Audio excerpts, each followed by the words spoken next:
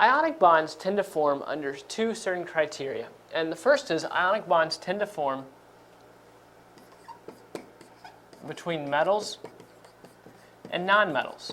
So if you have two elements and one's a metal and one's a nonmetal, an ionic bond is likely to form. Now the second criteria is that ionic bonds tend to form between elements with a large difference in electronegativity.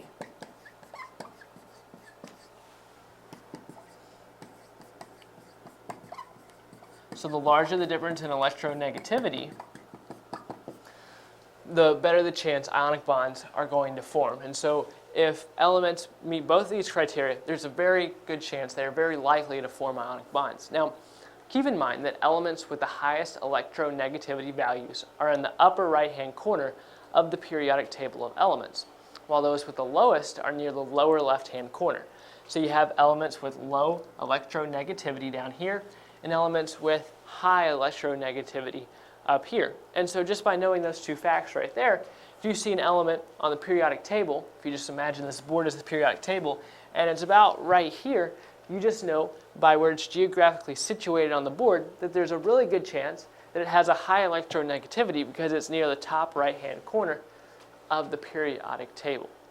Now, I have some pairs of elements here, and I want to examine these elements to see if they meet this criteria and determine whether or not they are likely to form ionic bonds. So first we have nitrogen and oxygen. Now, nitrogen is a nonmetal, and then oxygen is obviously a nonmetal. So they are not likely to form ionic bonds because there is not between a metal and a nonmetal. We have two nonmetals here.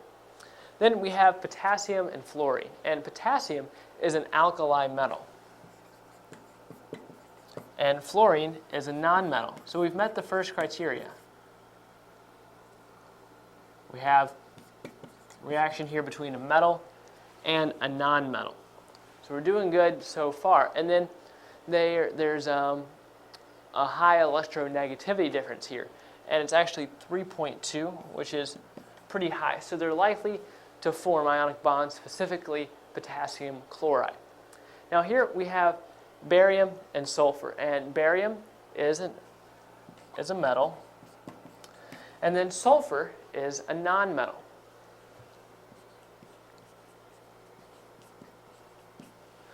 So here we have a metal, a nonmetal. We're doing good so far, so they're likely to form ionic bonds, specifically barium sulfide. And then in addition to that, their electronegativity difference is moderately large at about 1.6. Now finally, we have cesium and tin. And cesium is an alkali metal, and then I'm sure you can guess that tin is a metal. So here we have two metals interacting with each other, so it's not between a metal and a nonmetal. So these cesium and tin is not likely to form ionic bonds. So notice here the main factor here was that we had two nonmetals and two metals here. But when we have a metal and a nonmetal, they're likely to form ionic bonds, and especially if they have a high electronegativity difference. So hopefully through this short session, you have a better understanding of ionic bonds.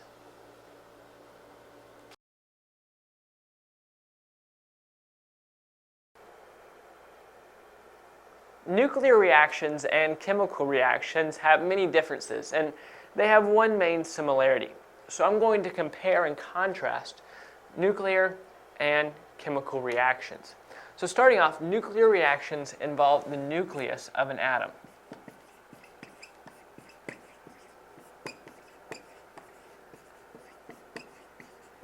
Basically, a nuclear reaction is made up of the composition of the nucleus changing. And so the numbers of protons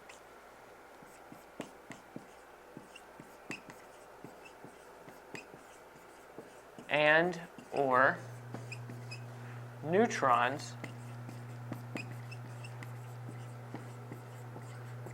changes in a nuclear reaction. Now, the electrons are unaffected. So while the nucleus of the atoms going through a nuclear reaction are changing, the electrons orbiting the nucleus remain the same, or the numbers of electrons orbiting the nucleus remain the same. And then finally, nuclear reactions can form different elements.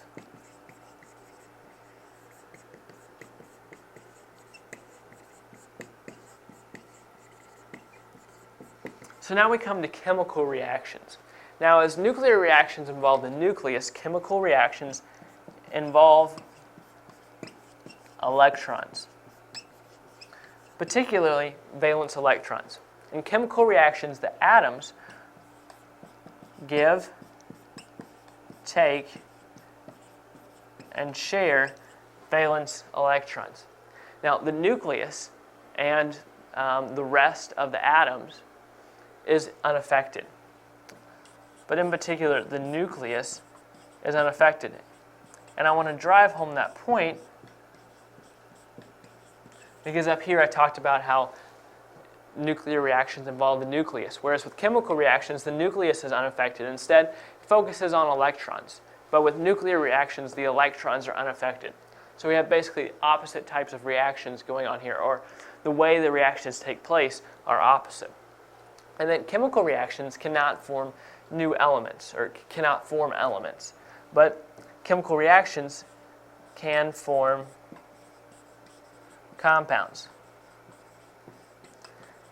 In fact, basically the product of the reaction is compounds. So those are the differences between nuclear and chemical reactions. Now, the main similarity is how they occur.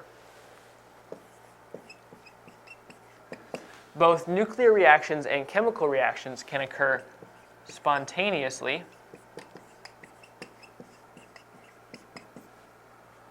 or they can occur with the addition of energy.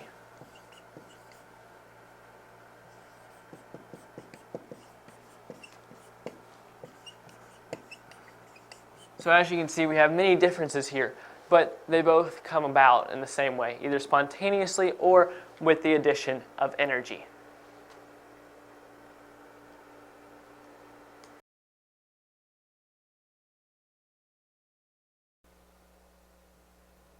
Mechanical advantage is the term used to describe how simple machines make accomplishing work easier. Now, a certain amount of work is required to move an object. And the amount of work cannot be reduced. So how then does mechanical advantage reduce the amount of work you have to do when it says right here the amount of work cannot be reduced? Well, mechanical advantage makes work easier by changing the way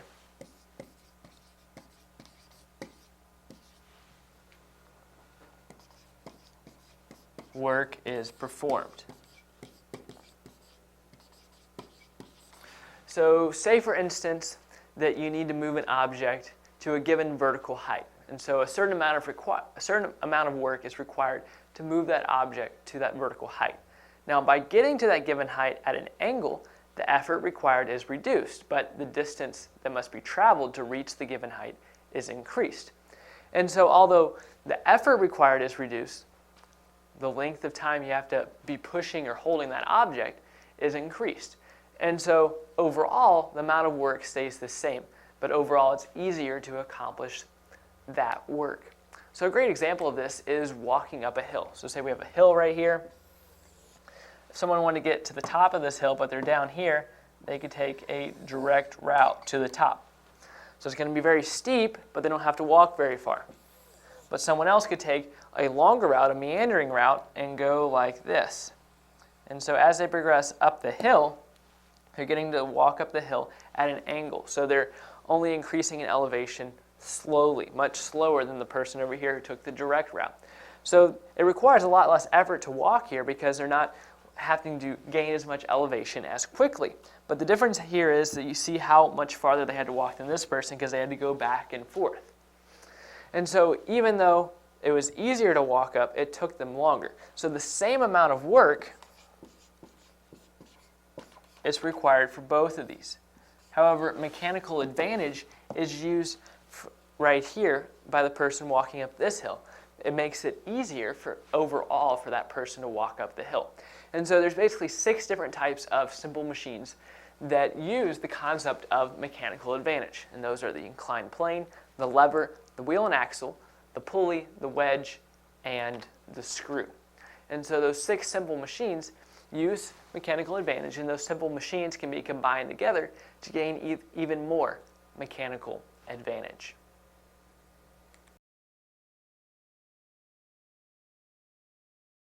Heat, energy, work, and thermal energy. These are all physics terms, and it's important to know the differences between each of these terms. Heat is the transfer of energy from a body or system as a result of thermal contact. And heat consists of random motion and the vibration of atoms, molecules, and ions. So heat is the transfer of energy based on thermal contact. So 2 things have to touch and energy is transferred based on temperature. Higher temperatures equal more motion. So objects or substances, systems that are heated to a higher temperature are going to have more motion, more vibration in their particles, where lower temperatures are going to have less motion. Heat naturally flows from hotter to colder. If you've got something that is a hot substance and you mix it with a cold substance, the heat is naturally going to flow to the cold until they balance out. But heat can be forced to move from colder substances to hotter substances using a heat pump and or in special laboratory settings. So it is possible to force the heat out of a colder object into a hotter object, but naturally hotter is going to flow to colder. Cold substances have motion, heat.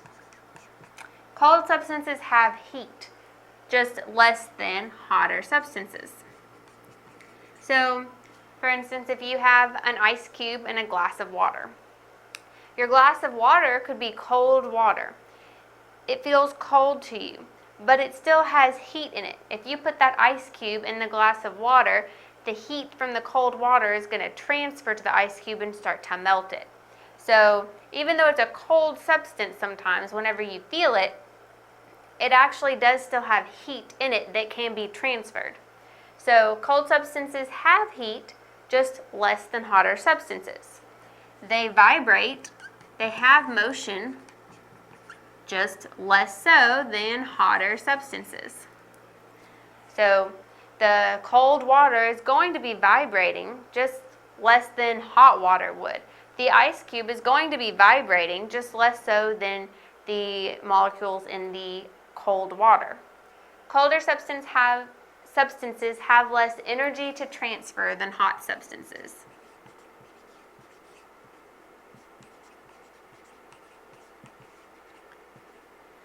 So if you have a colder substance and a hotter substance, usually that colder substance is going to have less energy to transfer than the hot substance because it's going to have less motion, it's going to have less heat to transfer.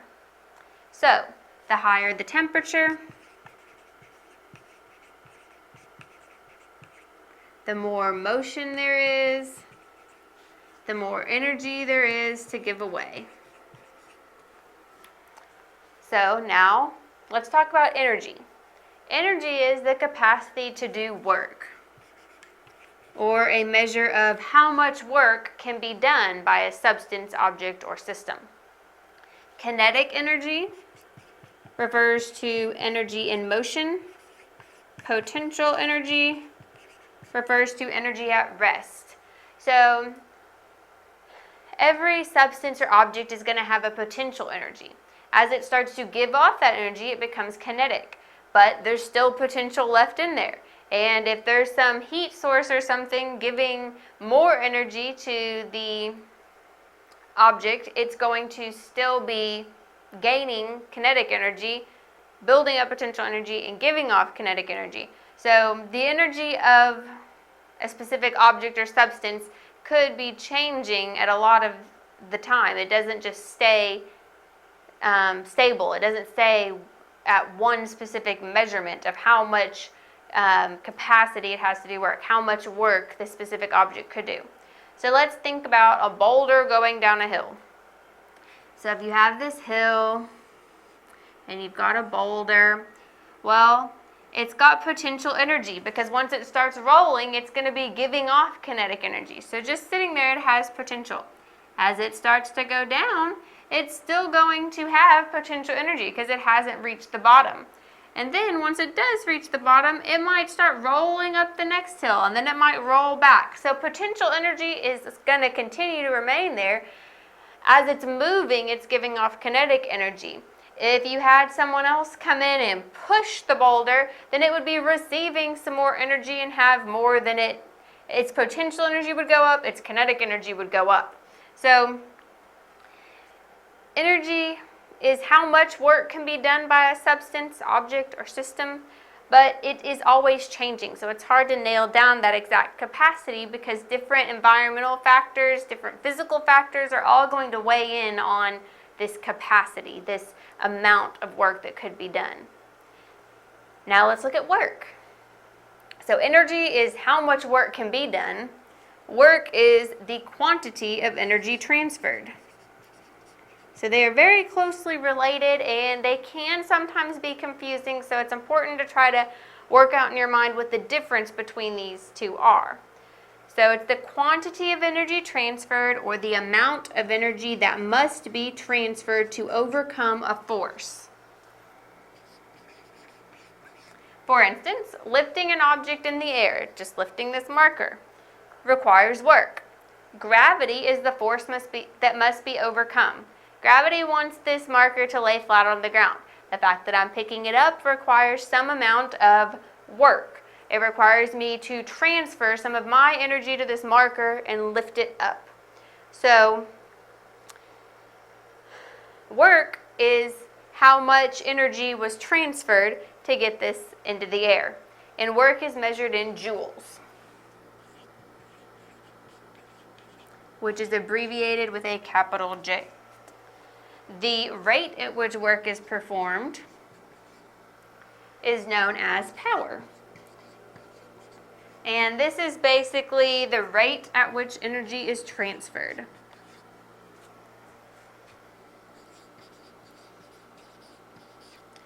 So I have a lot of energy in my body. I have a lot of capacity to do work. When I lift this marker, I am working. I am using a certain amount of work to get this marker in the air. So the quantity that I transfer would be measured in joules, and the rate at which I work is the power at which is my power. It's the rate at which energy is transferred. So I'm transferring energy slowly when I do this or when I just come up and write. But if I started raising it really quickly, my power would be increased. If I started scribbling out really quickly on the board, my power would be increased. I would be having a greater quantity of energy transferred, and I would be using more of my overall capacity. I would be depleting my energy. Now, if I went and ate some food, drank something, then I would be increasing my capacity to do work again. So that's where energy, the capacity to do work, can be fluid. Work is the amount that's actually transferred to get a job done, and power is how quickly, the rate at which that energy is being transferred. Now let's look at thermal energy, which has more to do with heat, which we talked about before. Thermal energy is the energy present in a system due to temperature. So energy and work and power can all be influenced by a temperature. The total kinetic and potential energy available due to temperature is your thermal energy. So heat is the transfer of energy as a result of thermal contact. Thermal energy is how much energy is available due to temperature. So heat is when energy is transferred due to temperature. Thermal energy is how much is available due to temperature. So it's similar to energy, where it's how much can be done by this object. How much is there? Thermal energy says how much is there due to temperature.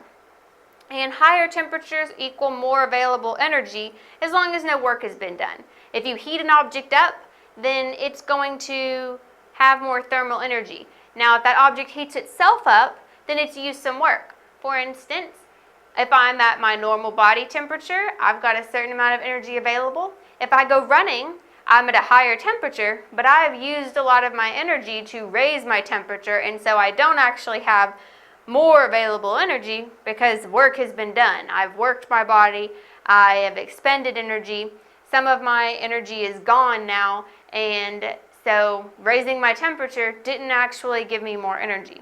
But if I were to boil water, I'm doing all the action boiling the water. So the water's energy is thermal energy is going to increase. It's going to have a higher temperature. It's going to get more energy, more capacity to do work in it as it gets heated.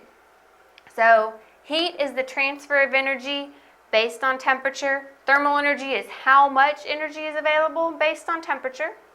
Energy is actually the capacity to do work, how much work can be done with what that object has. And work is how much energy is transferred, or how much energy needs to be transferred to get a job done, where power is the rate at which that work is performed.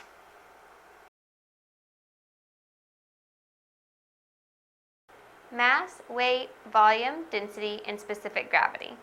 These are all important terms that you'll find in physics, and it's important that you know the difference between each one. First, we have mass. Mass is a measure of the amount of substance in an object. So, how many atoms or molecules of that one substance are in a specific object? That's what your mass is. Where weight is a measure of the gravitational pull of Earth on an object.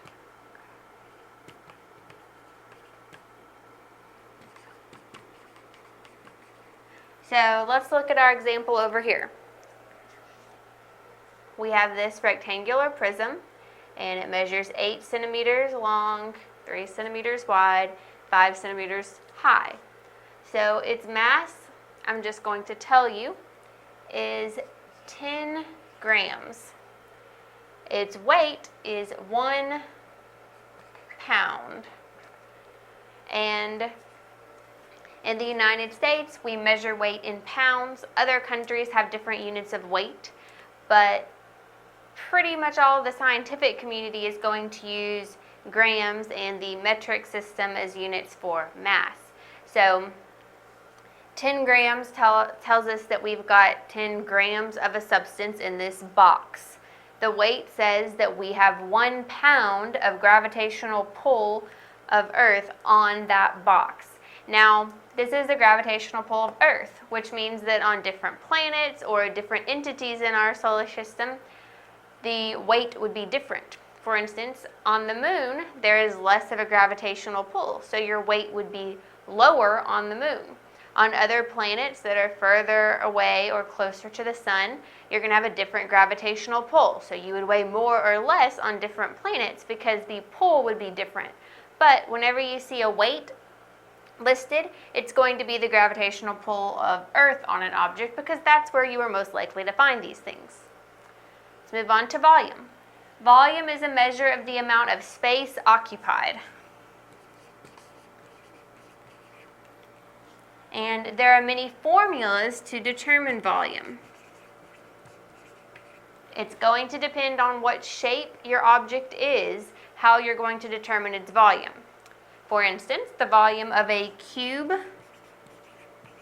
is the length of one side cubed, or S cubed, side cubed. And the volume of a rectangular prism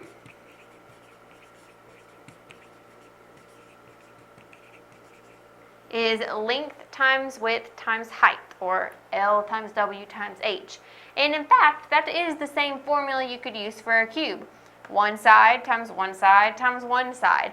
Just in a cube, it wouldn't matter which side you picked because they're all the same length. In a rectangular prism, it's important to make sure you take the length of a side times the length of the prism times the width of the prism times the height of the prism. You can't just pick any three sides. The volume of an irregular shape can be determined by how much water it displaces. So say you have a rock and you want to know what the volume of this rock is. How much space does it take up? Well, most of the time a rock is not going to make a perfect sphere, so you can't use that formula. It's not going to make a perfect rectangular prism or cube unless it is formed that way and ground down to be a specific size. Most of the time, you're going to find an irregularly shaped rock. So let's look at how water displacement can help us with volume. If you fill a beaker with some water, let's say we start with 20 milliliters of water. Then we drop our rock into the same beaker, and now our water reads 47.5 milliliters. Well, you didn't add any more water. What you added was the rock. So the difference between the new volume and the old volume is going to be the volume of your irregular object.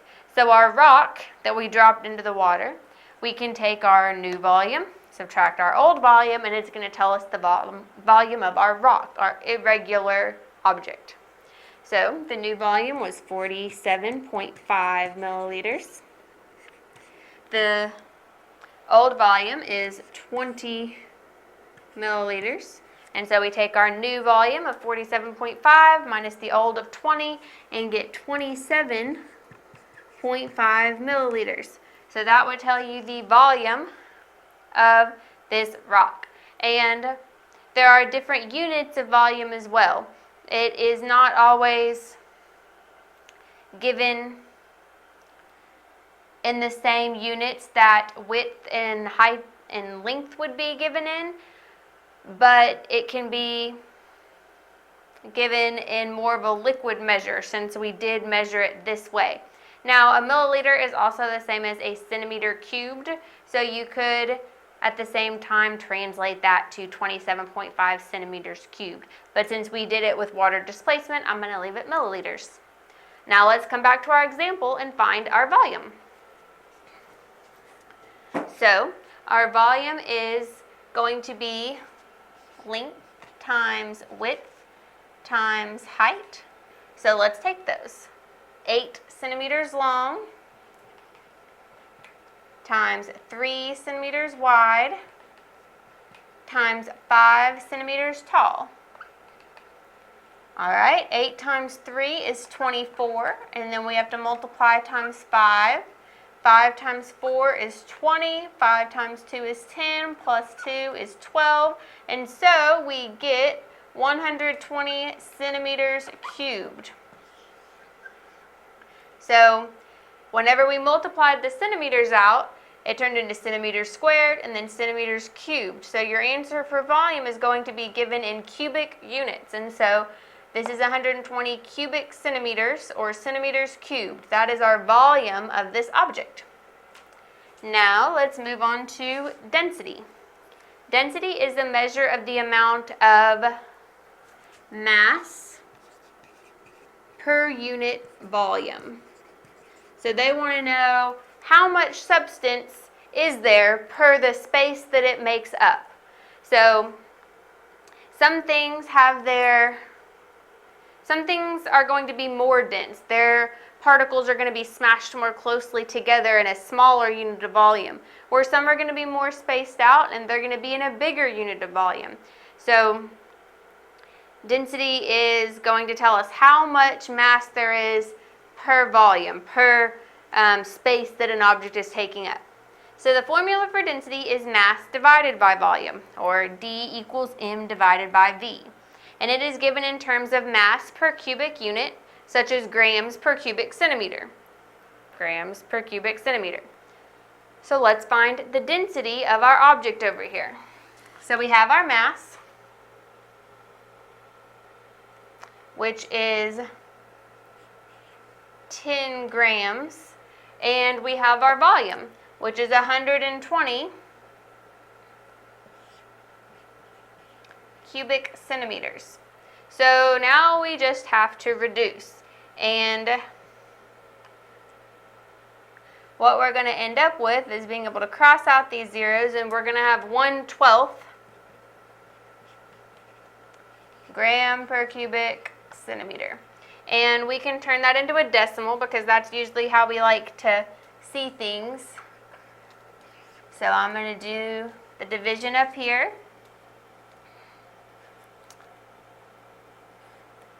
So we've got 8 times 12 is 96. We've got 4 left over.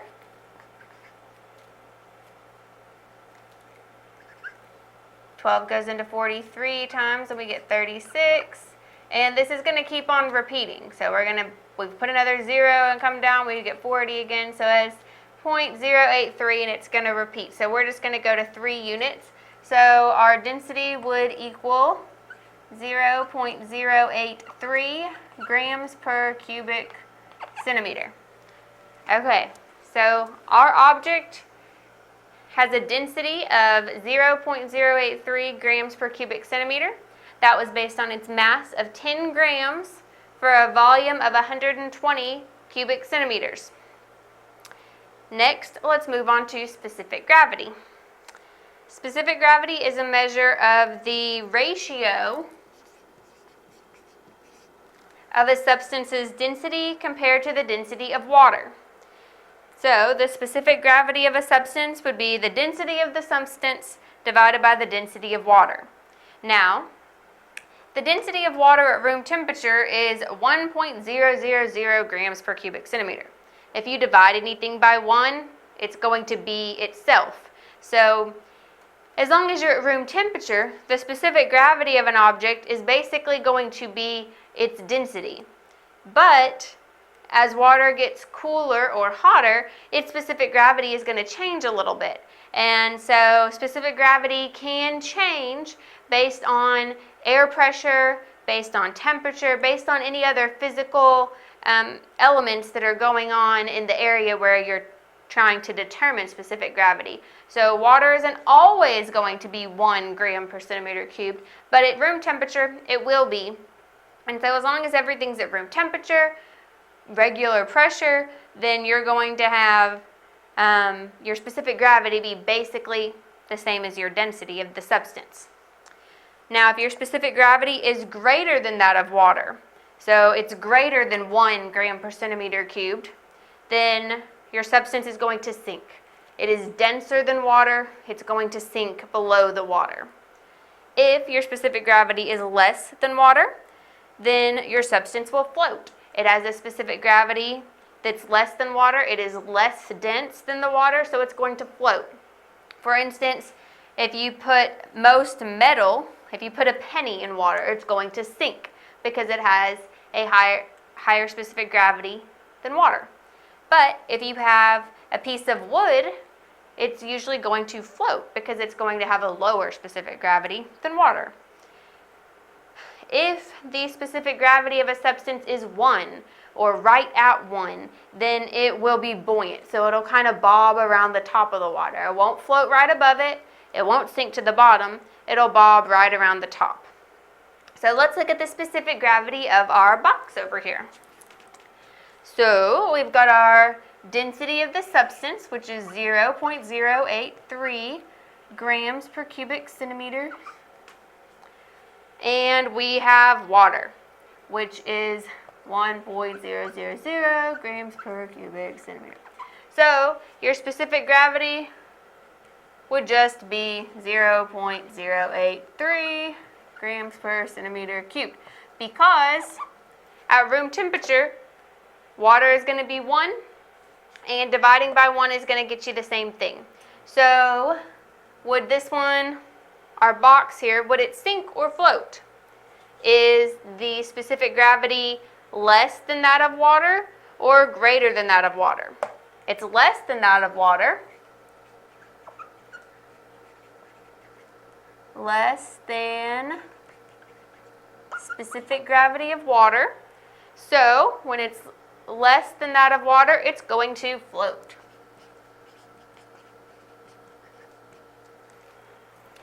So let's review all of these terms and make sure we understand the difference. The mass of our box was how much substance was in there. We had 10 grams of a substance in this shape. It weighed 1 pound. That was how much gravitational pull Earth had on the object. Its volume was based on its actual size, how much space it occupied. And it came out to 120 centimeters cubed, and we got that by multiplying length by width by height. Its density was mass divided by volume. So our mass of 10 grams divided by volume of 120 centimeters, and we rounded that to 0.083 grams per centimeter cubed because we were going to keep repeating forever with that 3. And then the specific gravity was just 0.083 grams per cubic centimeter as well, because at room temperature, water is 1 gram per centimeter cubed as well, and the density isn't going to change very much, so the specific gravity is just going to be the same as the density. Since our object's specific gravity was less than that of water, we know that it will float.